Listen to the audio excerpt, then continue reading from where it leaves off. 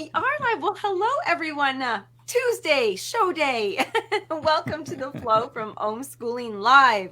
I said it. And You we did. are here with GP Walsh, and we're going to have this fun, amazing show. Look at them. These people are already here. Good morning, everybody. Penny and Eva. How do you say it again? GP? Ava. Ava. I'm going to get it one day. Okay. Good morning. Oh, goodness.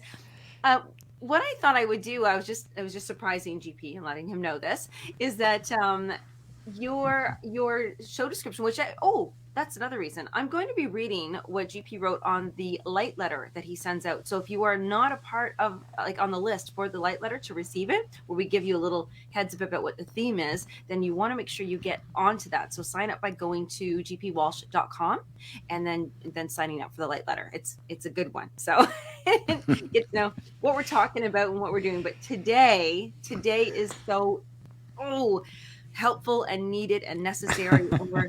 Oh my gosh, it is called the Peaceful Puzzle, and it's how to find out who, what, all those goodies, how they fit into your life with ease. And I love that you titled this one when the wrong shoe fits. Like, how clever was that? and that's right, because sometimes the wrong shoe does seem to fit, but why does it seem to fit? And I think you touched on it here with the notes. So I'm going to read it to everybody. Good morning as everybody shows up here. And then we're going to dive into some questions. But I said, sometimes things that feel right aren't. Oftentimes we are so drawn to the familiar that we mistake it for the best. We have all sorts of associations with things. We draw comfort from people, places, and circumstances that have, in fact, long outlived their usefulness. I would love to see if anybody agrees with this or is experiencing this right now. Maybe it's even your menu, like a food diet or just a road that you travel to work. And, we'll get into those. We humans don't like change. This isn't all bad. Stability is nice. We like knowing our home, our mate, our job is going to be there tomorrow. But we humans also want to grow. So this creative tension between the drive to be safe and the drive to be free, we talk about that in your chakras, and the need to be safe, drive to be free, is the soul of the dynamism of every individual life. And that is a beautiful intro for this and how you say it. There's this, we want to feel safe. We need to feel safe. But then that familiar thing, maybe we resent it. Maybe we dislike it. Maybe it's not allowing us to grow. So to jump in with this, We do.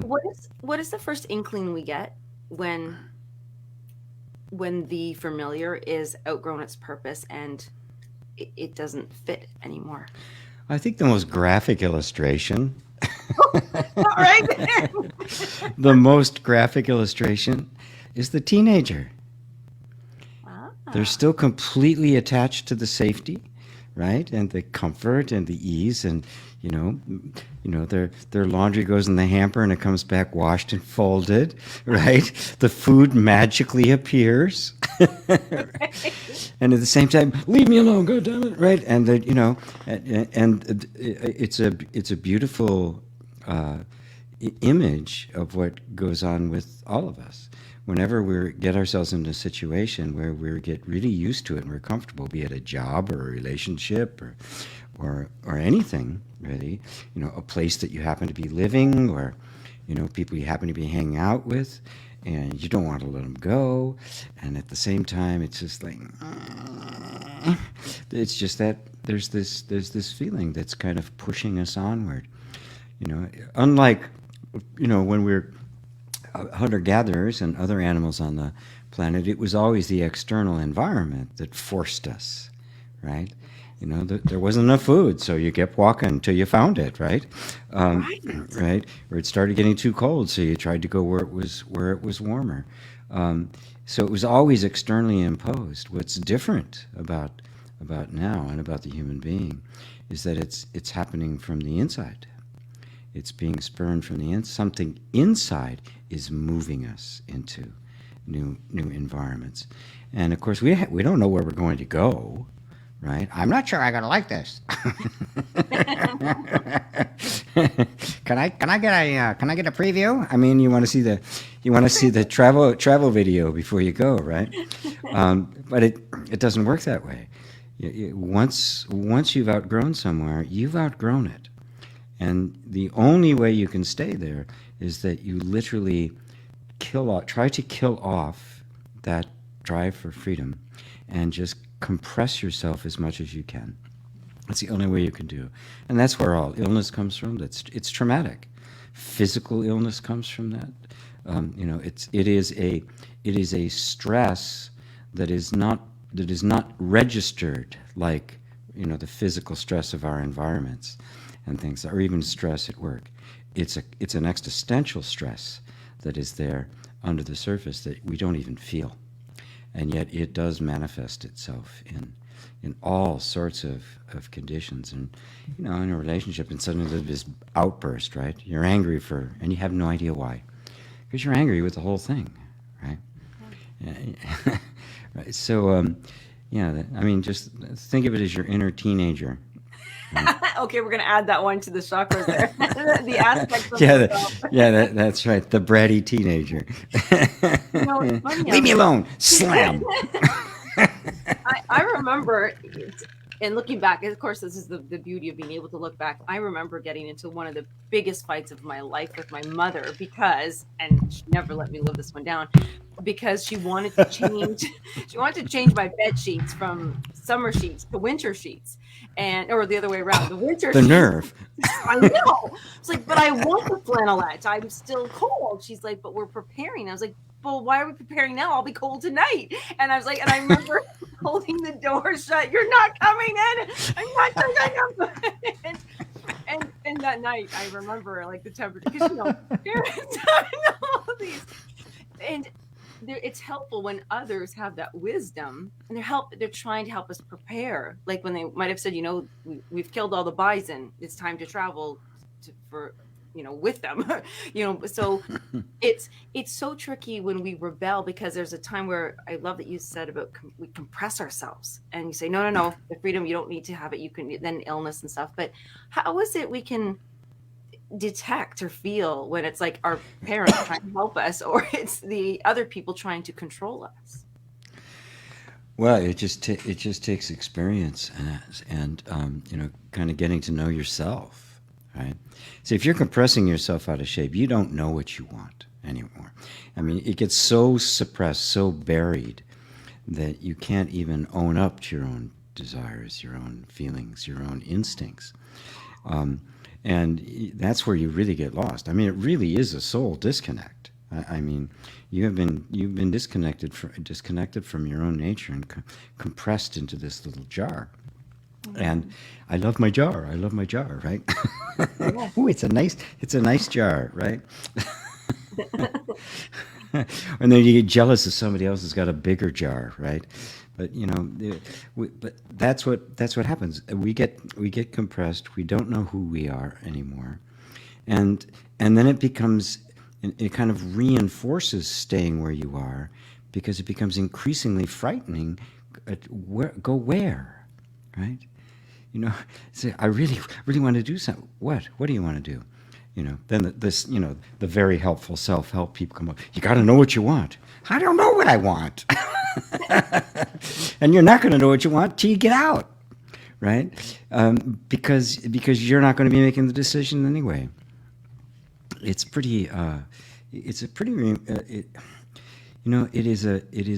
a double bind that we end up getting ourselves into. And the only way I know out of it is some deep spiritual inquiry and honesty, right?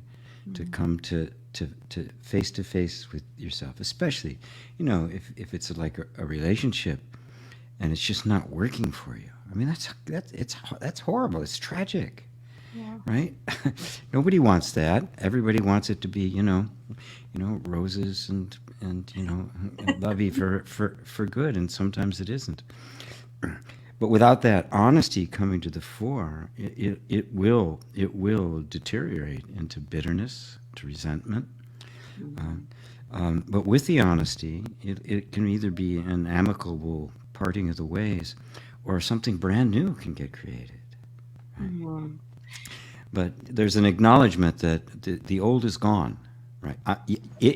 Yes, it's dead. It's kind of like the parrot sketch from Monty Python. Yep, it's dead. No, he's just asleeping. Yeah. This is huge. When you said, when I was tying things together, my question is, when people say, "I don't know what I want," are they being honest? Yes, they are, at the conscious level, because on a conscious level they don't know what they want, because what they actually want has been so squeezed out of them that even if it did appear, they wouldn't be able to recognize it. Right? Mm. Oh. You become that's the disconnection that takes place. Right? I substitute when I become somebody that I need to become in order to survive in the tribe, which we all did to a greater, lesser, or lesser extent. In that moment, I take on the characteristics of the tribe. I want what the tribe wants. I like what the tribe likes. I do what they do. I dress like they dress. I believe like they believe. Right? And the more deeply I'm into that, the less there is of me. Right? And the fact of the matter is, you can't get rid of that part of you, thankfully, mercifully, completely, or we would be complete. Well, if you could get rid of it completely, you could be a robot, and then you wouldn't care. You'd have no inner conflict. But the fact that you can't means that there's this annoying voice inside that's just not satisfied. That's the essential discontent we all feel, that we seek in things and people and places and states of mind and accomplishments and the like. What we really need to do is come back to the you that does know what it wants. The annoying voice that you just talked about, because we all You mean this one? You mean this one here? Is that the voice that creates disease then? If we let that voice continue to say, "Oh, I wish they would stop doing that," or "I hate going to my job," or "I don't have enough money," or "I wish my friend was better to me," is that what brings about disease and stopping the flow? The voice doesn't. The resisting of the voice does. Oh. That's the voice of yourself. That's your soul speaking. And if the only way it can speak to you is in a nasty, annoying voice, it will. Oh. No, that's the real you. The truth does. The truth is not necessarily polite. I hope everybody heard that.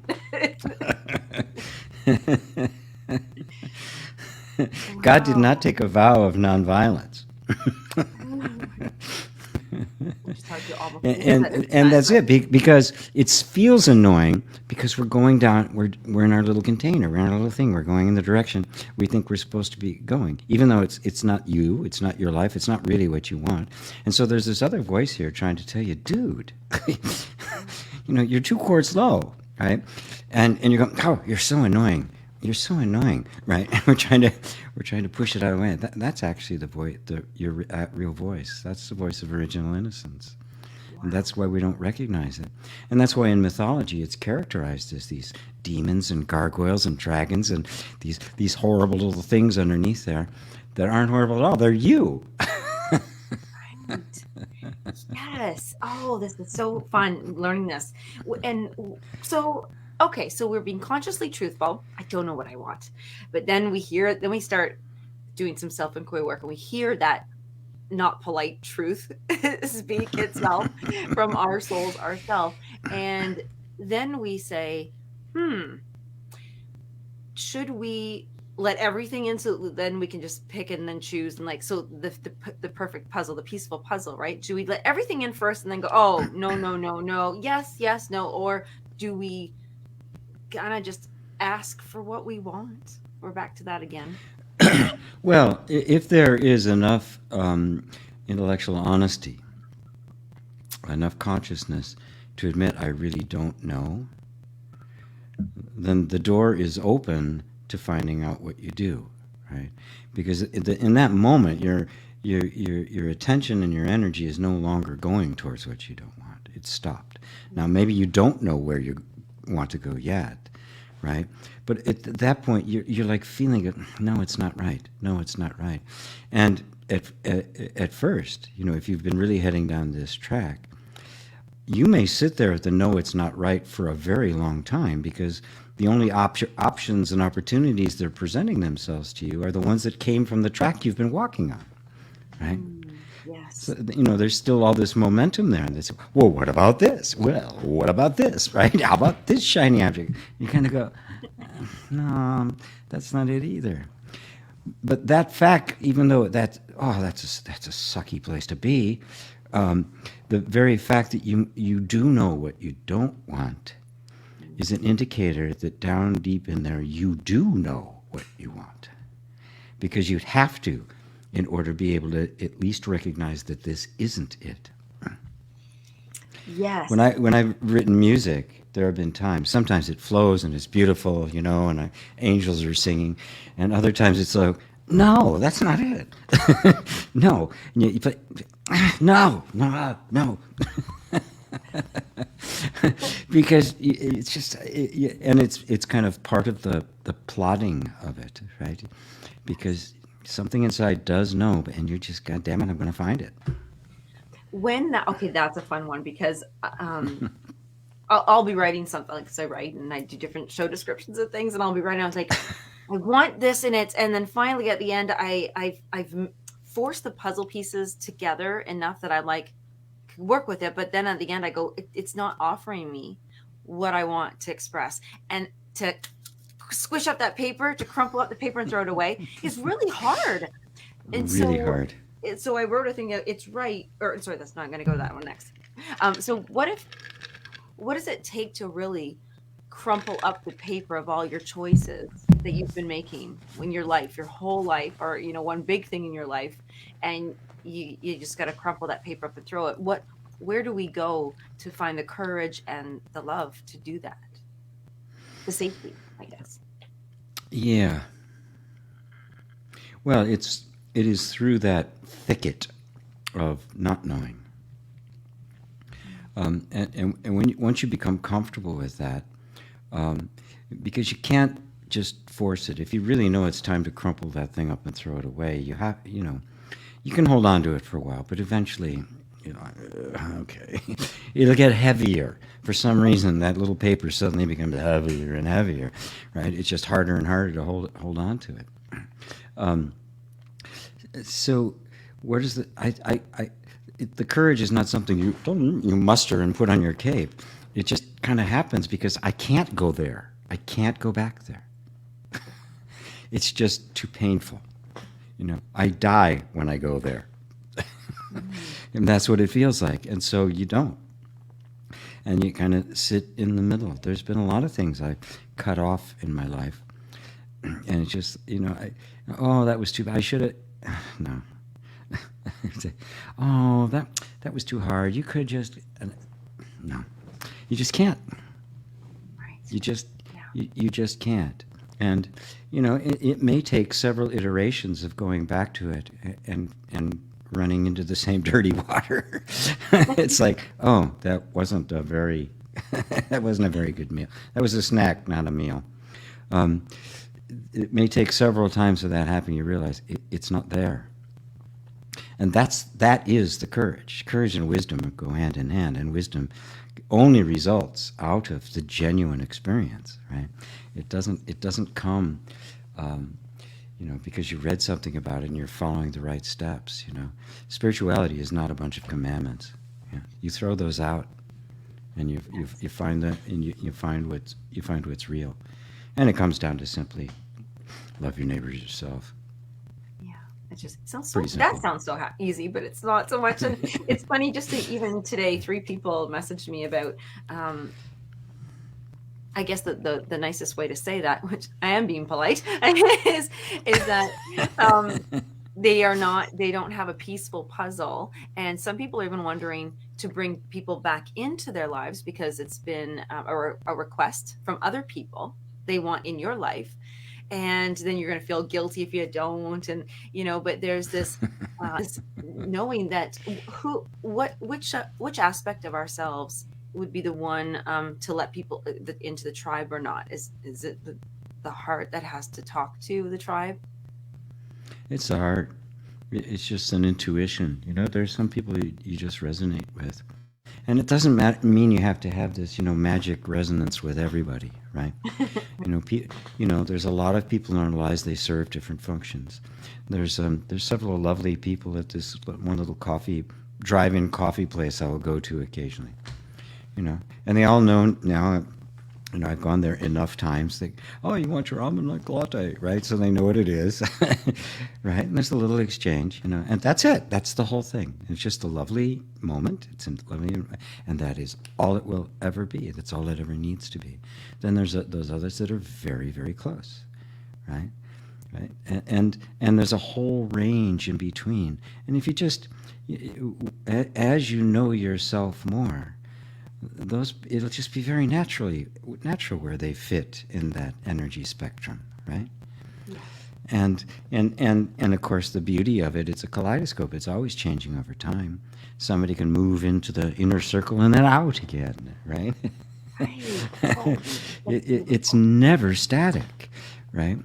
And it doesn't have to be. I've had a lot of friends I was just so close to, and who are you again? They're just, they've completely vacated. Others, I had some close friends in high school, and a couple of them, we actually still chat every now and then on Facebook or send something. I ran across one guy who's now living in India, right? And he's sending me little things. Another one in Hawaii. I mean, it's. There's a beautiful sweetness and a nostalgia that is actually a positive thing that comes about that, and again, it is a natural flow. It's a natural ebb and flow, and if you and it all comes from you knowing you. If you don't know you, you can't possibly be able to assess. You'll be assessing everything on an artificial criteria. And that's where you get religions and their rules, and it's got to be like this, and it's got to look like that, and they got to talk like this, and you can't do these kinds of things. And then we're assessing our friends. Oh, they don't believe correctly. You can't be with them. It ends up getting, well, where are you? You're completely lost in that. Right? There's no room for you there. In the end, the peaceful puzzle is actually you. Like the image is you at the end. You're not fitting in somewhere. Yeah, I think we try to. It is you, and you find that this is a fun one, right? Every individual is the center of a puzzle. So I fit into your puzzle, and you fit into mine, and somebody else fits into mine, and then I fit into a bunch of others at different places, right? Right? So it is this huge multi-dimensional puzzle that doesn't have a center, where you could say everywhere is a center. Everywhere you poke it is a center. Yes. What's your favorite, you share that about the world, 7 billion or 9 billion? Oh, what is that? What Muji says, yes. There's one world, there's one Earth, there's 8 billion worlds. Yes. Yeah, I do love that. You said something in there that made me think about when we'll bring in religion or other set of rules, let's say it, that tell us what fits and what doesn't fit, and that's how we lose ourselves. And but at the same time, in that little description I was reading that you wrote, that's the flip side, that we are wanting that safety as well. So it's like, familiar. It's familiar, so it's comfortable and it feels safe, and I can count on it, and I know what's going to happen. Is there a time where, like incubation, like we need to be there for so long before we can jump out into the adventure wilderness again? Yeah. Well, at first, till the time you're about 15 and 16 and start rebelling, it's an absolute necessity, right? And that's why it becomes so powerfully ingrained in us. because in the beginning it is an absolute necessity. And the problem is most people never reach adulthood. Right? They remain a child of the tribe, right? And when you look at the story of Adam and Eve as it has been interpreted by Christianity, the sin was disobedience, right? And you were supposed to be subordinate, right? God was to be the eternal father, and you the eternal kid, right? It was there's nothing in there that allows you to mature into fullness, into even fellowship, let alone unity, right? And so this is the quest we have. That is the quest. That is the hero's journey. That is the whole spirit. The whole point of spirituality is to make that trip, right, out of childhood and into true adulthood. You remind me of a woman I met once, and I'm sure there's many people like this as well. But she would really always say, well, oh, I have to check in with my father. And I really, for quite some time that I knew her, I thought she really meant she was checking in with her father, created her, like this, like, a human being person. Dad. And I just not insult anything there. And so whenever she did, and I thought, my goodness, like, she's got to be almost 50. Was she really just checking in with her? But then she had a Bible with her one day, and she patted it, and my God, checking with my father. And I was like, oh my gosh, this whole time I couldn't. This whole time. But are they really maybe saying too? They're checking in with themselves and how their soul is speaking to them. Well, when you grow up, yes, that's exactly what you do. You find out that the Father, that God is actually the essence of your own being, is the truth of you. And so the truth of God and the truth of you are not two, right? And so now you're checking into a much deeper place. Prior to that, it's very infantile. You're checking in with a bunch of rules to see if your behavior is going to conform to what you've been told to do. That is childish. It is the tribal. That is the nature of the vast majority of religions. They just never have gotten out of the infantile stage. Checking in with rules was so big. It's like, okay, I've got this new puzzle piece. I found it. Let me check to see if it will fit, as opposed to putting it in. Just stick the damn thing in there and see if it works. Yeah, right. That's right. No, is it okay? Is it allowed to fit? Is this the right size? Is this the right color? Yes. It looks like it's going to fit. Oh no. Oh no. That's what we do. We substitute that the tribe for authenticity. It's that's what happens. Some people are saying, oh, but you know what? I would love to get a divorce, but my family just loves my spouse. And, the tribe has said, yes, this day. And you're going, but it's not. Or job, where how many people are in a job where they absolutely, it makes them sick.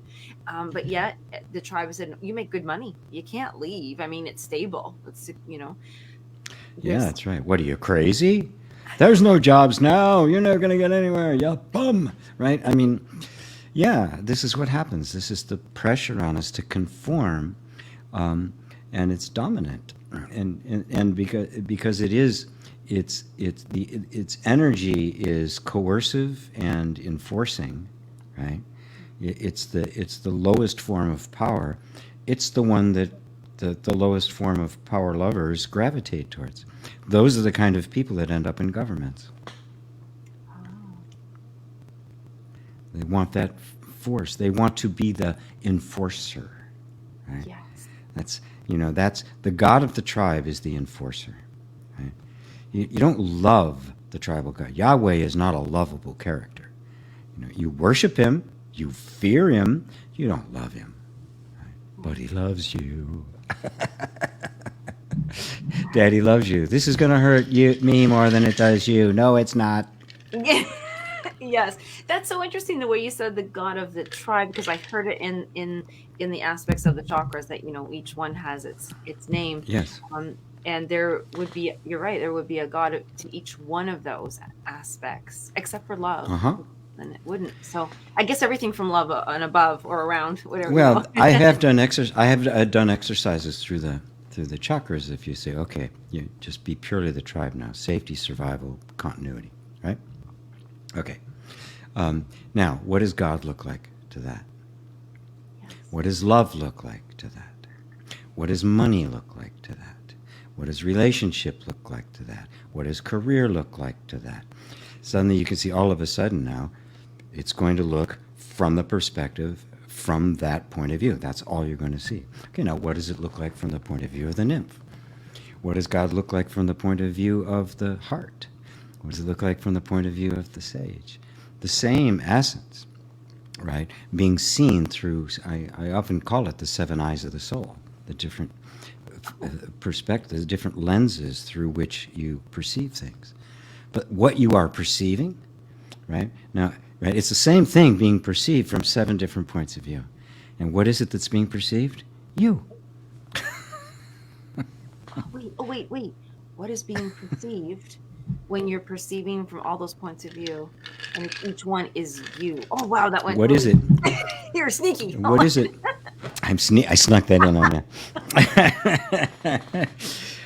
Right. Well, what is it that's? Yeah, they're all looking at something. They're all seeing it differently. But what is it that is being looked at, that is being perceived differently?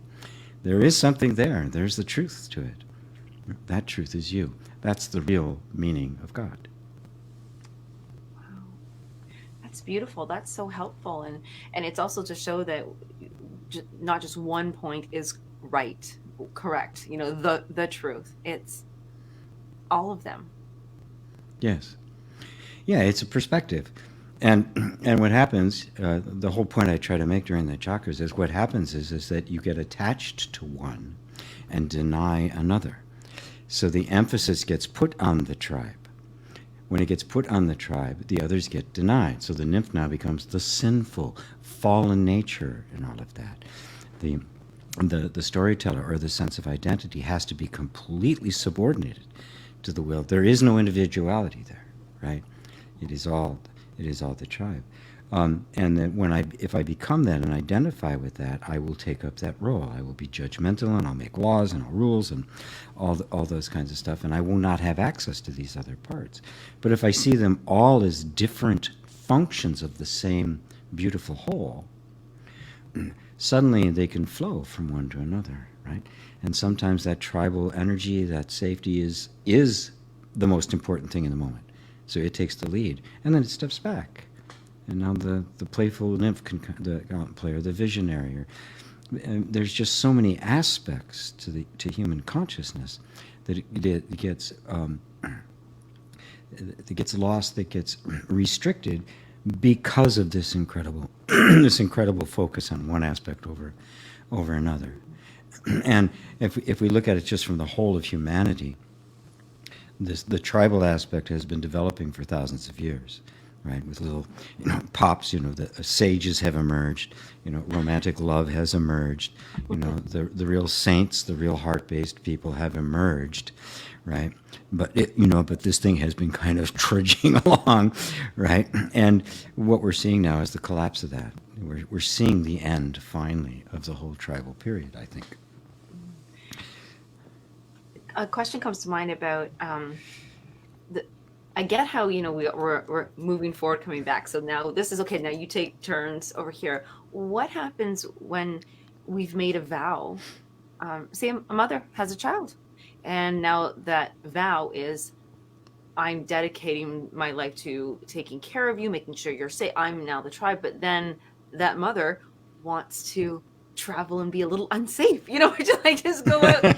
So what happens when we have a wants to go back to work? And just that conflict when we make a vow.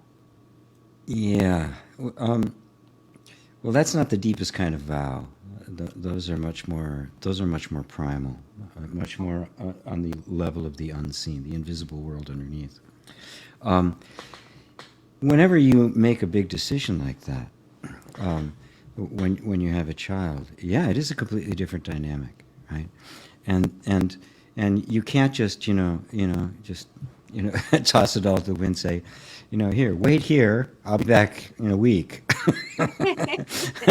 I'm going to Bali, right? You can, but by any stretch of the imagination, that would be irresponsible. That wouldn't be merely tribal. That would, the heart level would echo that same sentiment, right? So it becomes an extremely important thing to discover for yourself how to find your own flow, how to find your own balance, how to not be lost in the mother, be nothing but the mother. That's not healthy for the kid either. Right? They need examples of developing, active, lively, alive parents, right? Otherwise, they won't know how to be anything other than dullards, right? So there's a need for that constant growth, or your soul just withers, right? So, unfortunately, we live in a time, and because of the nature of the tribal rules we've all lived under, once that happens, the tribe now is enforcing what you're supposed to be. This is what a mother does. This is what the father does. And, of course, you don't have any choice in that matter. And, that's what's consistently happened. What can then result is a rebellion against that, which is the beginning stages of actually finding some balance, but a rebellion against that, in which case they can become negligent. Because they haven't really found the right flow. It's still quite reactive. So the bottom line is, no matter what comes, I've made a lot of decisions in my life, and I thought, oh God damn, I wish I hadn't have made that, right? But now I've got it. Okay, and I just can't, like when I had children, I was young, I was stupid, I didn't know what the hell I was doing. But once it happened, what do I do now? I don't know what to do, but I know I got to take care of them. And I just did whatever I could, and they turned out really, really good. But that's the only guidance I had. I mean, my family was useless. My family, their mother was useless. I mean, it was like, what do you do? But along the way, I managed to not lose me. I managed to still play music. I still kept things up. I had friends. I had relationships. I did stuff. We did stuff together, right? All sorts of stuff I did with the kids. Learned how to fly airplanes, and the three of us flew all over the place together. And my youngest son even got a pilot's license because of it. So you find the ways to keep things alive.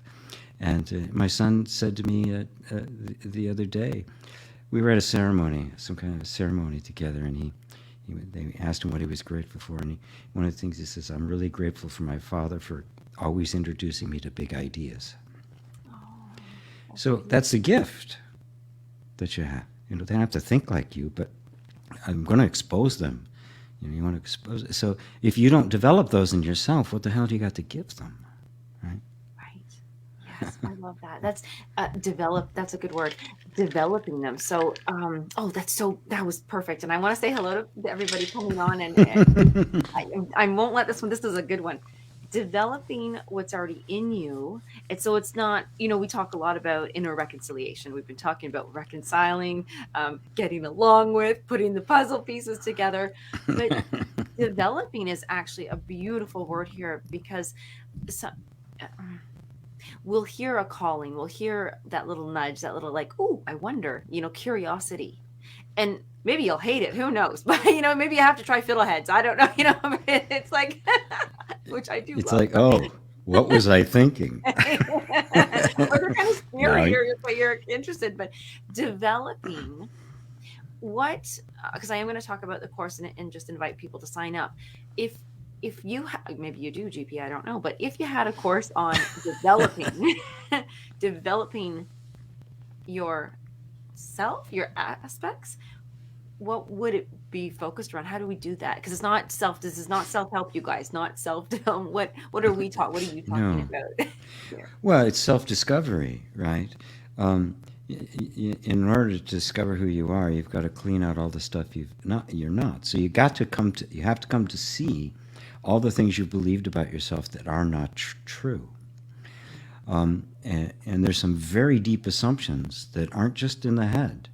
They're literally embodied in the entire nervous system as physical structures, as conditioned patterns, as programmed responses. It's not just thoughts. There's a whole momentum, a whole programmed being, right, that has developed over time as an interaction with the environment that's not you, right? And so your job is to rediscover you, and in the process that recreates a new environment in which the development can take place. And it does happen that gently and that naturally. It's not the kind of thing you have to force. As I say to people, you don't, yes, we're going to just dispose of every false belief you have about you, but we're not taking any new ones on. We don't need to do that. We're not going to replace it with better beliefs. We're not taking any of them on, right? As Nisargadatta put it beautifully, says, just drop false ideas. That's all. There's no need for true ideas. There aren't any. That is so beautiful. Please, everybody, if that really got for you, that was the one for you. That was so good for me. And it's also easier. You make things very. You said this is the lazy man's religion. That makes it so much. Like, I was writing down assumption cleanup, but I like that you said disposal of false beliefs. And yes. Once we remove those, we are only left with the truth. You're only left with you. Yeah. Here I am. Yeah. What's left is you, which is the truth. Yeah. Right? We're just after the truth of you, not some, special, the truth. Oh, right? Nothing. It's just you. Just want nothing left but me. That's all. And then things flow, and that's what this is called, the flow, because then it flows. There's no speed bumps. Like false beliefs are almost like speed bumps. And you might remember which one I started with. And the big ones, not the humps, not the ones that are, the big ones. Yeah, yeah, and potholes, and it's the ones that could rip your undercarriage right out. You know what, you guys, I wanted to. GP has so many courses. He has so many free ones, paid ones, one-on-ones, and it's just fun to look around. You not only have we've got a lot on the website which you can explore, but you are also with Thinkific at the moment. Moment, you are there, and there's lots of courses to choose. I just want to. Do you remember the one I started very first? Something with touch. The power of touch. That was the free EFT course. Yeah. Yes, you guys, you must check this out. That one actually, that was changed my life. I was having a gallbladder attack when I decided to. It was like I couldn't really do anything anyways, other than lie there and be in pain. And might as well listen to something from G. Nothing else I can do. Great voice.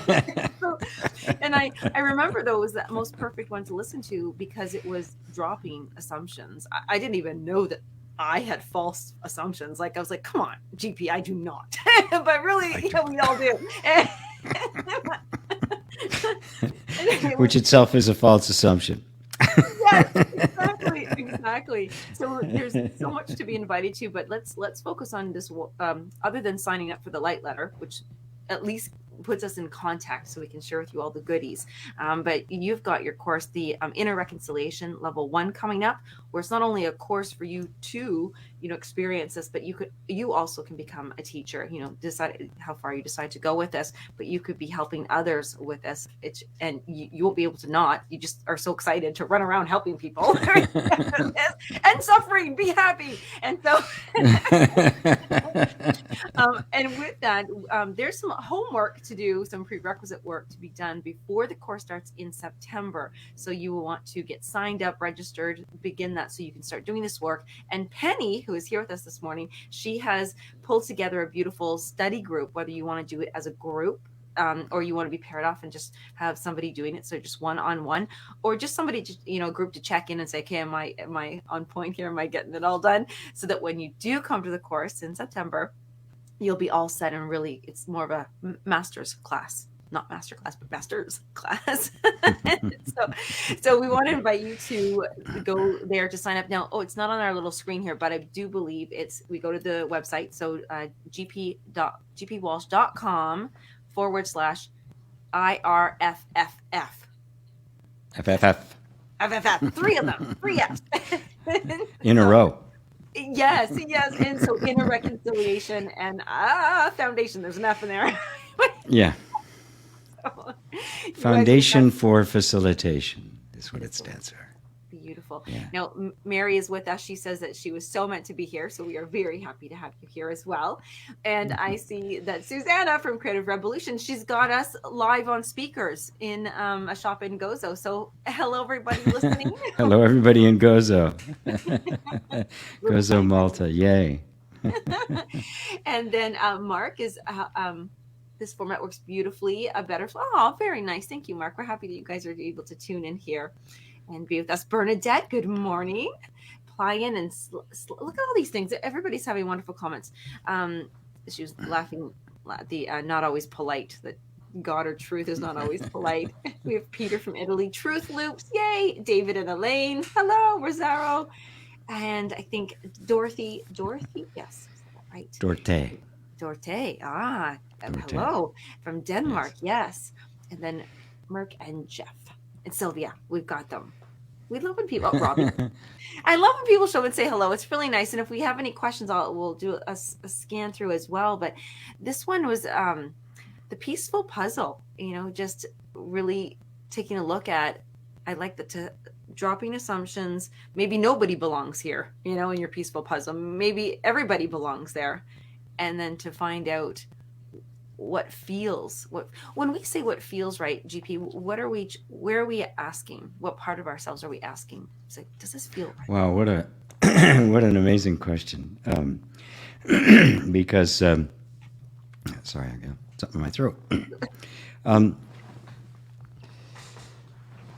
We oftentimes confuse feeling with thinking. We say, well, I really feel, and what I really mean is my opinion is, right? It's not a feeling at all. We have to kind of probe into the depths of it, because our feelings too have been programmed.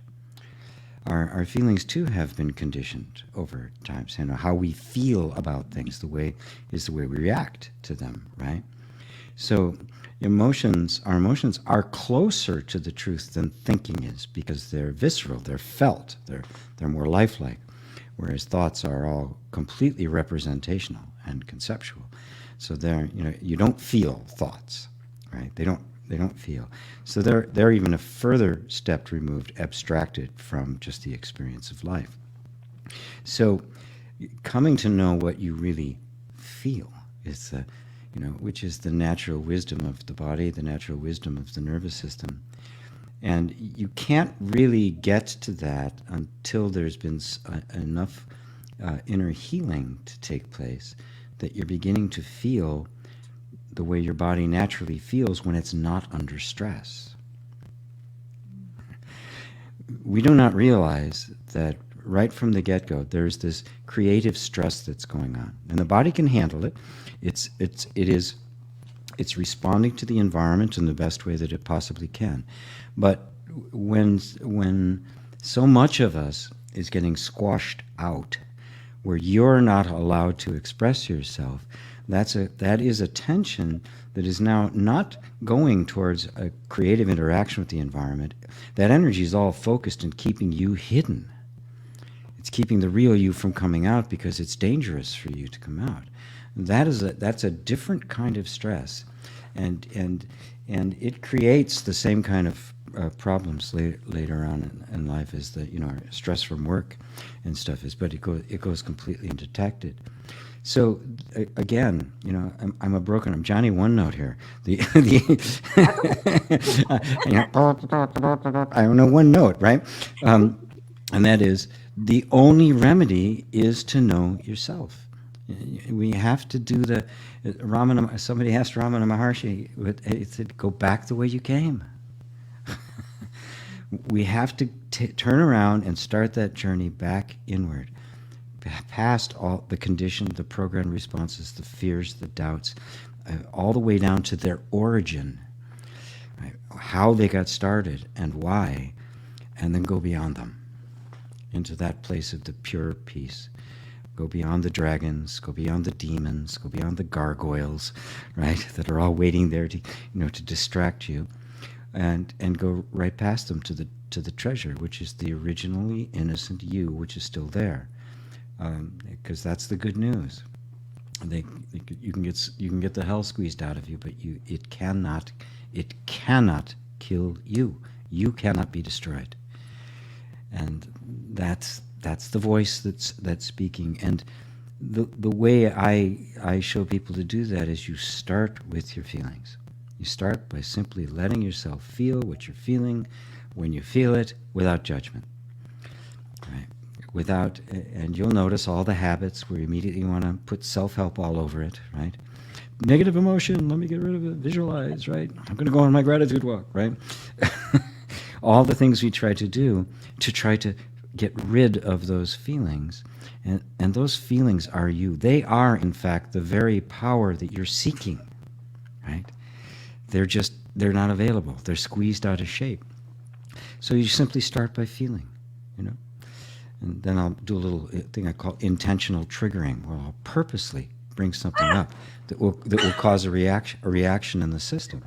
And it brings you to another level of mastery of being able to be present with the feelings when they're not comfortable, right? And then you find out, oh, they're really uncomfortable. I don't like it in one bit, and it's not killing me. Look at this. I'm okay. And you can keep going. And in that process, you are creating the safe space in which all of the nasty stuff can come up and go out, and you can get access to the gold, which is the depths of feeling that is the reality of your life. And that's where all the real joy and passion and fun and intimacy and all the good stuff is there. Unblemished, unmasked, unapologetic, running naked like a little kid. That was magical. I did not even. I'm glad you recognized the beauty in that question, because that was incredible. And what that brought one thing I love that you said. You're like, I don't. Available. I just say whatever comes to my mind. It's really that simple. When you thought about intentional triggering, there are some people, and actually, I'm trying to think. Even in my life, I'm really uncomfortable being uncomfortable, so I don't often do it. But I know that a lot of people welcome a sad experience or traumatic. They want to talk. They prepare themselves. No, they don't. They want to relive it, maybe, or talk about it, or say it. Is there a safety? How do you create that safe place to do it? Because some people do it and they're just living it and going through it again. And I can't even handle hearing. Sometimes I'm like, why are you talking about this? It's hurting you. Yes. For some people, that is a way of just kind of trying to turn it into an ego experience. They can be proud of it. Yeah. Or justify. It can be because they're trying to get some kind of an attention out of it, yes, to give themselves some kind of emotional soothing that the attention would give them, right? Because if you really are with that sadness or loss or grief, and genuinely with it, it will culminate and dissolve, and it'll just turn into a memory, right? Without the charge. The beauty will still be there. The whatever it meant to you will still be there, but that sense of having something ripped away from you won't be. And so I think people just kind of go over and over it again because what they really want is a soothing, right? But they're afraid to actually go directly to the sadness itself, right? And conversely, people seek these peak experiences, bungee jumping and, jumping out of a helicopter on skis and all the extreme sports, right? While I admire the skill, right? I know what they're doing. They're trying to feel alive. They're trying to get back in touch with an authentic feeling. And one of the great ways to do that, and they've known this in rituals for a very long time, is confront somebody with death.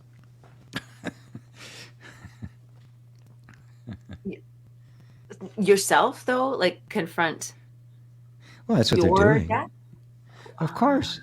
If you see some of these extreme sports, the things that they do, you know, some guy riding a bike 10,000 feet, on this tiny little cliff, he says, yeah, he's confronting death. Somebody freestyling up the side of a mountain, climbing without ropes or anything, just their bare hands, right? Climbing up the side. They are facing death, right? Is it good? And it's in that space, in that space, they feel whole, right? Well, you don't have to do that, right? And in fact, it probably isn't going to turn into spiritual awakening. Because it is misguided. But on the other hand, it is courageous. It is getting to a place to have that experience. The most important thing to see about it is how much having that experience means. What it means to feel alive. That was so huge. That actually, that's a personal one to me, because there are a few people in my life right now who are wanting to do the big grandiose, confronting death and to defy it kind of situations. And I love that you said, it in and of itself, that adventure or thing is not going to probably be turned into this spiritual awakening or experience. I can guarantee that it won't. Only self inquiry will do. Now, the same thing is true with plant ceremonies. They can take you up to that door, and you can have these profound experiences, but they will not enlighten you. Right. And I love that you said you had a tail end on that it's the self inquiry about how that. You have to, because there's the question in all of those. You're having this experience. It's extremely profound, but who are you? Who is it that's having an experience? That question isn't being asked, and that's the only door that's going to lead you to who it is that has the experience. What is this consciousness? This point of cognition.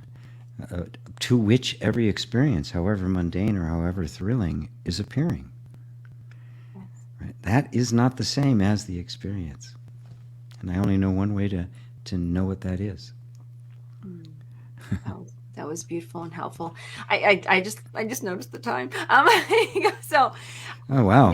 There are some questions, though, if we could, GP, if you don't mind, just sure. A couple extra minutes here. And I'm sorry. I got important things to do. Business meeting after. I got a business meeting here. Rump. Let's go. And I just caught this question at the very end, and I'll go backwards, but I do like this one. Nasrin is asking, listening to various spiritual teachers lead to confusion? When the spiritual teachers are confused, yes. I mean, if there's a bunch of people that you listen to with me. If you listen to me, or Francis Lucille, or Adyashanti, or Mooji, or Rupert Spira, or Gangaji, and there's a few others, you won't get confused because we're all saying the same thing. Right? But if you start listening to a bunch of different ones, right, then you might get confused. And I don't want to sound flippant because I never want to tell you, don't listen to them. You have to listen. But if you and feeling confused isn't necessarily a bad thing. I hear a lot of people who used to be fundamentalist Christians saying, I was getting really confused, right? And they pursued the confusion to try to get to its end rather than just retreating and go, no, leave me alone in a little bubble. They felt something there. So it's not like I can say, no, only listen to me, right? You have, because it's you. You're going to have to discover these things for yourself. So you can't just say, no, I'm not supposed to listen to that. But when you listen and it's confusing, and be curious about it. Okay, why is this confusing? So he's saying something different than him. Are they both saying the same thing just so differently that I can't tell it's the same thing? Or are they saying something different? And if they're saying something different, then what is the difference? And at that point you go, okay, well, which one of these is true, right? And now you're at a nice solid place to take a big step forward, because you've just done the inquiry. Yes. For you, right? Because nobody can tell you what's true, right? I can't tell you what's true. All I can, I can't give you an answer. All I can do is point to you and say, you are the answer. I love that. I hope that helps. That does help. And confusion. If there's conflict, then there we go. And I like that. Curious. Yeah. Lots of C words here. Be curious. Yeah, lots of C words. Conflict, Yeah. So that you Good can C words. Good C words. And Mary's asking about the light letter, which we mentioned. That's our. You're already on it, Larry. You're already on it, Mary. Oh, you're already on it, Mary. You're already on it. Yeah, it's just every week I send out the newsletter that's got some things in it, and specifically telling about what the show is going to be this week. And sometimes I don't get it out till the morning of, but we do try to get things done in advance. Mark just made a good point, because he said there are a few non-dual teachers who take the heart out of spirituality, making it purely an intellectual exercise. Yeah, when I talk about not being afraid of that confusion, it's also confusion of the heart. Sometimes it doesn't feel right? The maybe they have a big following, they're really highly regarded, and you kind of go, it's like that's good. That's part of the inquiry, right? And sometimes people do appear to be way more than they really are. I've gotten a lot of criticism from people, just sometimes even nasty, about how I'm not a pure non-dual teacher like somebody else. And somebody the other day showed me somebody criticizing Mooji and Papaji for not being true to Ramana Maharshi. Says, well, who? So you are, I guess. Right? So it's like, but even if that was the case, you don't go by whether or not somebody's reputation is that they got it. You listen with your heart, right? The true teacher will not lead you astray. They will not abuse you. They will not take advantage of you. They will not diminish you or belittle you in any way. They will constantly remind you that you are who you are, the self. You are the glorious, wonderful, pure beingness. You are the creature of light. That is what you are. Nobody can change that. Anybody who tells you otherwise,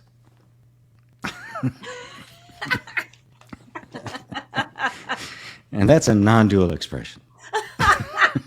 It's very singular. Oh, goodness. Oh. Yes, it's one. We're all one. Yes. Oh, that was wonderful.